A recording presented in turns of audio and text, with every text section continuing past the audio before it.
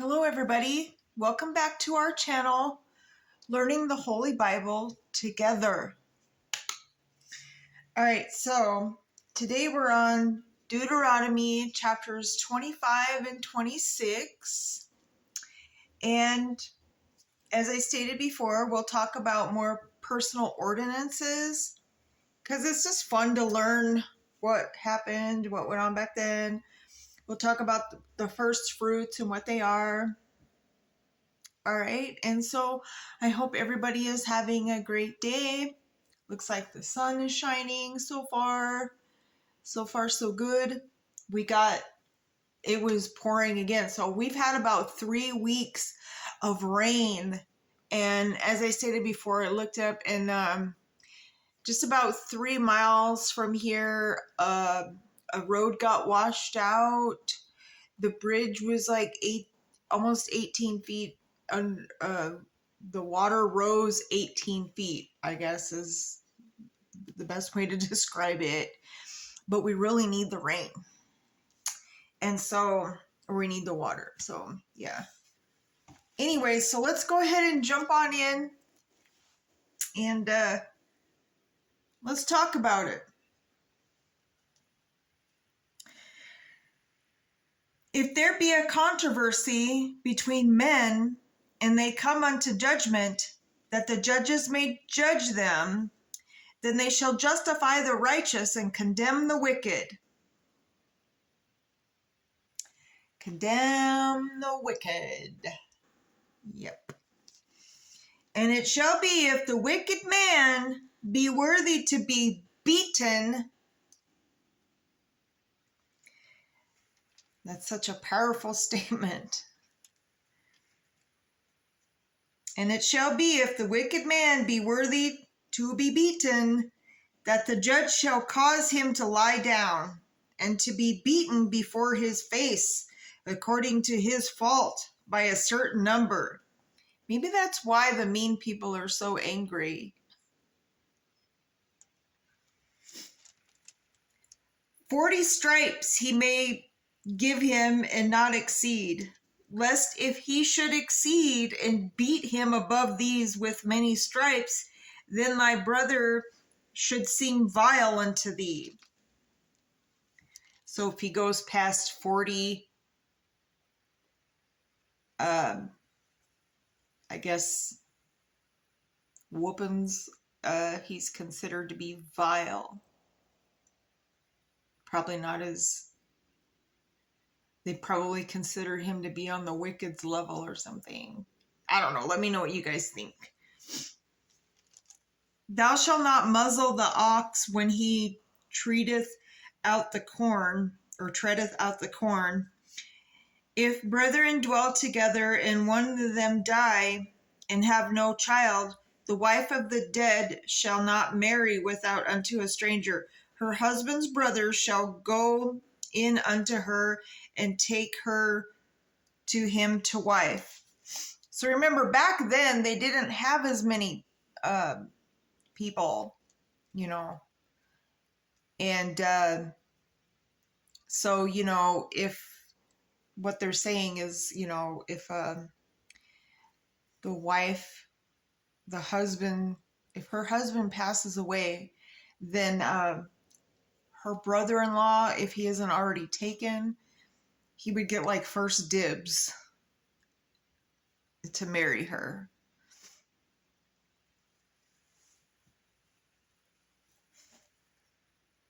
Okay.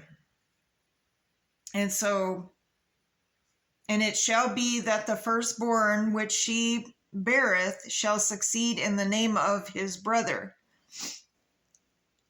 Oh, see, that's why I said this is our learning manual. And so, okay, so we wonder, where does this saying come from? A lot of our sayings come from the Bible. And I just said, as I read the Bible, I'm going to, interrupt and point it out. So what they're saying, it says, and it shall be that the firstborn which she beareth shall succeed in the name of his brother. Okay, so my my oldest son, we had to keep the name William in the family. So that's where this comes from, the Bible. The names, we keep them going to carry on our family's names and everything.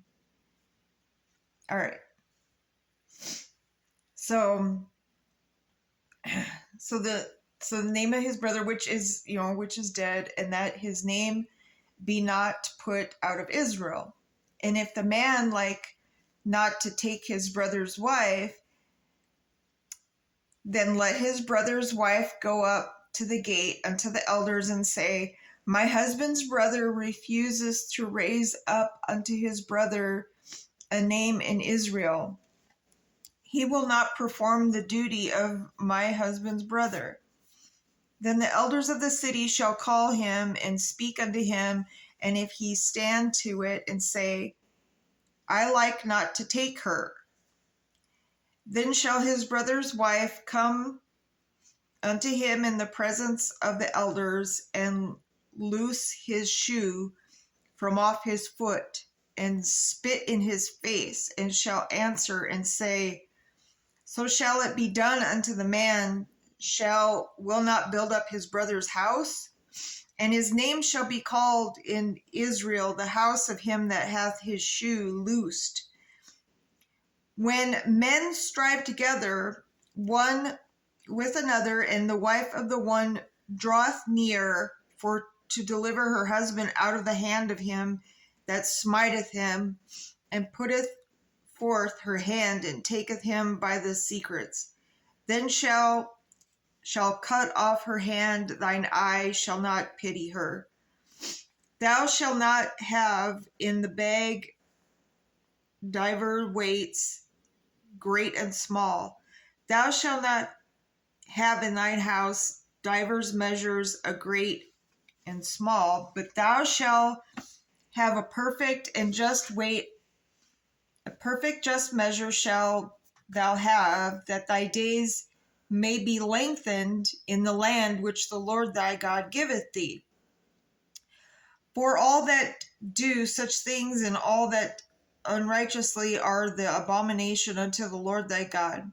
Remember what Amalek did unto thee by the way, when ye were come from out of Egypt, how he met thee by the way, and smote the hindmost of thee, even all that were feeble behind thee, when thou wast faint and weary, and he feared not God.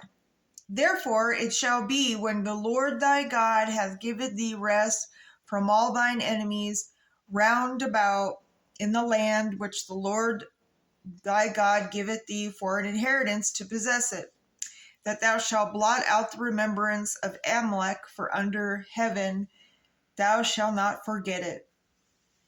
All right, so let's go ahead and jump into chapter 26.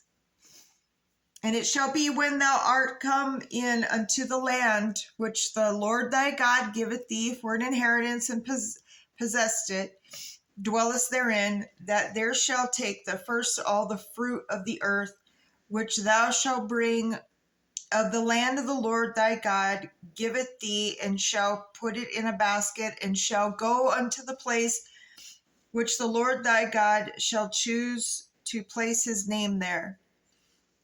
And thou shalt go unto the priest that shall be in those days, and say unto him, I profess this day unto the Lord thy God, that I am come unto the country which the Lord sware unto the fathers to give us. And the priest shall take basket out of thine hand, and set it down before the altar of the Lord thy God, and thou shalt speak and say before the Lord thy God, Assyrian ready to perish was my father, and he went down into Egypt and sojourned there with the few, and became there a nation great, mighty, and populous. And the Egyptians evil entreated us, and afflicted us, and laid upon us hard bondage. And when we cried unto the Lord, I'm going to say that again. When we cried unto the Lord, the God of our fathers, the Lord heard our voice, and looked on our affliction and our labor and our oppression. And the Lord brought us forth out of Egypt with a mighty hand and with an outstretched arm and with great terribleness, with signs and with wonders. And he hath brought us in this place and hath given us this land, even a land that floweth with milk and honey. And now, behold, I have brought the first fruits of the land which thou, O Lord, hast given me. And thou shalt set it before the Lord thy God, and worship before the Lord thy God. And thou shalt rejoice in every good thing which the Lord thy God hath given unto thee and unto thine house, and the Levite and the stranger that is among you. When thou hast made an end of tithing, all the tithes of thine increase the third year, which is the year of the tithing, and hast given it unto the Levite, the stranger, the fatherless, and the widow, that they may eat within thy gates and be filled. Then thou shalt say before the Lord thy God, I have brought away the hallowed things out of mine house, and also have given them unto the Levite, and unto the stranger, to the fatherless, and to the widow, according to all thy commandments which thou hast commanded me. I have not transgressed thy commandments, neither have I forgotten them. I have not eaten thereof in my mourning, neither have I taken away aught thereof for any unclean use, nor given aught thereof for the dead. But I have hearkened to the voice of the Lord my God, and have done according to all that has commanded me. Look down from the holy habitation from heaven, and bless thy people Israel, and the land which thou hast given us. And thou swearest unto our fathers a land that floweth with milk and honey. This day the Lord thy God hath commanded thee to do these statutes and judgments. Thou shalt therefore keep and do them with all thine heart and with all thy soul.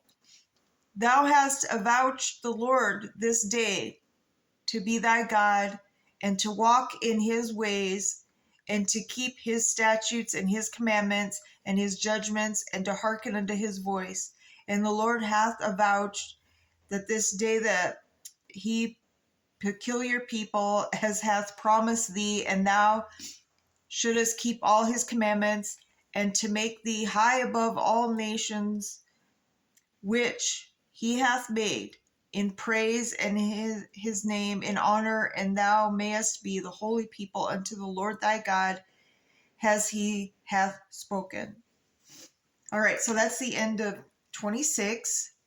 When we come back, we'll talk more about God's covenant with Israel and the curses and blessings, and we'll talk more about that. And we're actually almost done with Deuteronomy. There's 34 chapters in it.